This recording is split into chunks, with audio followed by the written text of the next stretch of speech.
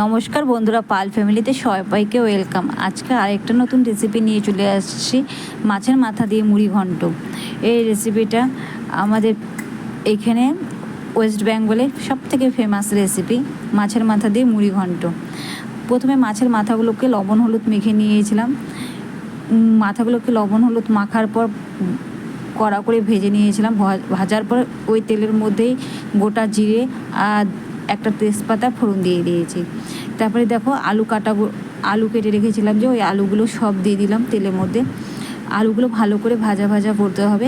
ভালো করে ভাজা করার পর আলুগুলো দেওয়ার পর একটু লবণ হলুদ পরিমাণ মতো এগুলো দিয়ে দিতে হবে। দেওয়ার পর দেখো আলুগুলো আমি ভালো করে ভাজা করে নিচ্ছি। আলুগুলোকে ভালোভাবে ভাজা করার পর আমি এখানে আমার হাতের এক মুঠির থেকে একটু বেশি আমি আতপ চাল, এটা গোবিন্দভোগ আতপ চাল দিয়েছি। গোবিন্দভোগ আতপ চাল দিয়ে হালকা একটু ভাজা করে আমি মাছের মাথাগুলো ভেঙে নিয়েছি। ভেঙে নেওয়ার পর মাছের মাথাগুলোও আমি দিয়ে দিলাম।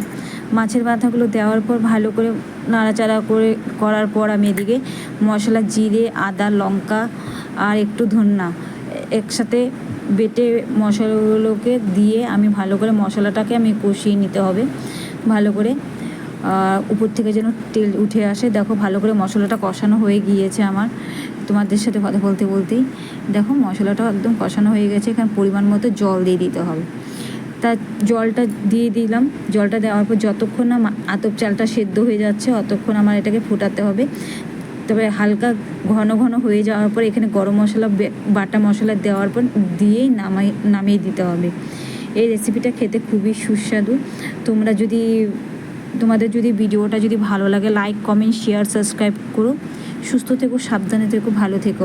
ফেসবুক থেকে যদি তোমরা ভিডিওটা দেখো তাহলে লাইক করে দিও এবং পেজটাকে ফলো করে দিও।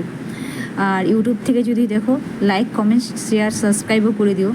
আর ফেসবুক থেকে ফলো এবং কমেন্ট দুটাই করে দিও। রেসিপিটা তোমাদের কেমন লাগলো একবার হলো কমেন্টে জানিও। ভালো হচ্ছে না রেসিপিটা কেমন হয়েছে, দেখতে কেমন হয়েছে। বা সুস্থ থেকো, সাবধানে থেকো।